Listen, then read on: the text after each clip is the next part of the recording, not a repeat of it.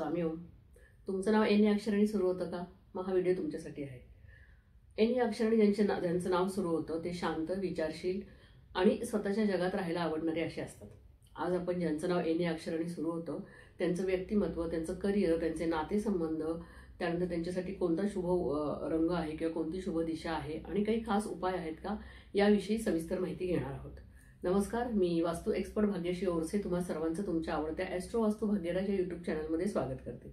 चॅनलला ज्यांनी सबस्क्राईब केलेलं आहे त्या सगळ्यांचे मनापासून धन्यवाद.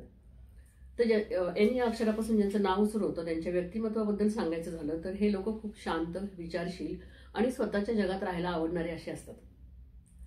त्यांच्यामध्ये कल्पनाशक्ती असते आणि निरीक्षण शक्ती खूप प्रबळ असते.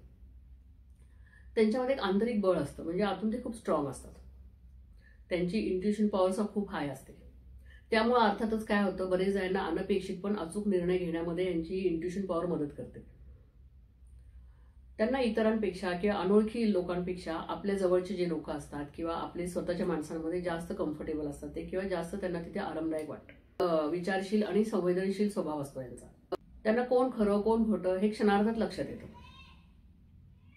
कोणताही निर्णय घेताना थोडा वेळ लावतात किंवा अनेक वेळा विचार करतात, पण एकदा ठाम विचार केला की मग मात्र ठाम असतात.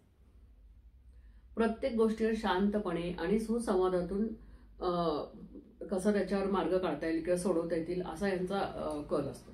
तर यांच्यासाठी करिअरच्या बाबतीत सांगायचं झालं तर हे शिक्षण क्षेत्रामध्ये खूप छान यश मिळू शकतं. यांना संशोधन म्हणजे रिसर्चमध्ये जाऊ शकतात किंवा मग सायकोलॉजी, मानसशास्त्र, काउन्सिलर होऊ शकतात खूप चांगले. लेखन करू शकतात छान, म्हणजे लेखक होऊ शकतात. कला क्षेत्रातही यांना खूप छान यश मिळू शकतं.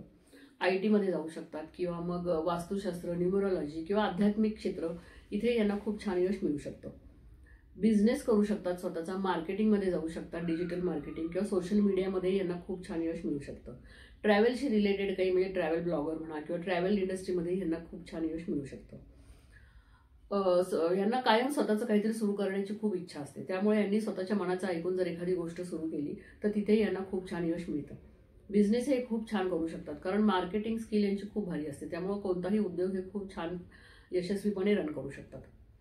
नोकरीपेक्षा व्यवसायात यांना जास्त आनंद मिळतो, म्हणजे व्यवसायामध्ये यांचं मन रमतं आणि तिथं जास्त पोटेन्शियली किंवा जास्त छान काम करू शकतात ते. बिझनेस जर करायचा झाला तर संयम आणि चिकाटी ही खूप आवश्यक आहे. धरसोड वृत्ती ठेवली तर मात्र मग यश नाही मिळणार.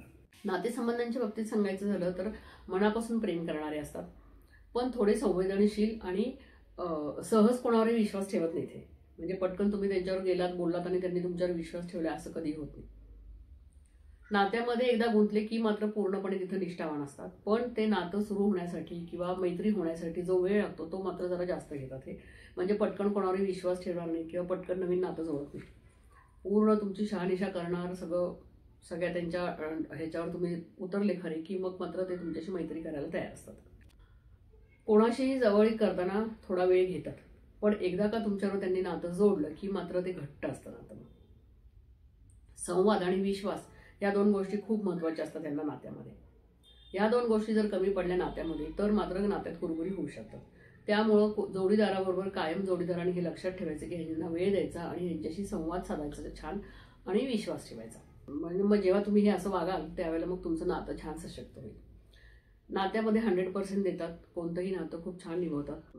तर आरोग्याच्या बाबतीत सांगायचं झालं तर यांना अतिविचार म्हणजे मानसिक तणाव कायम असतो. ओव्हर थिंकिंग खूप करतात, म्हणजे कोणत्याही गोष्टीचा सारखा विचार करत राहण्याची यांना सवय असते.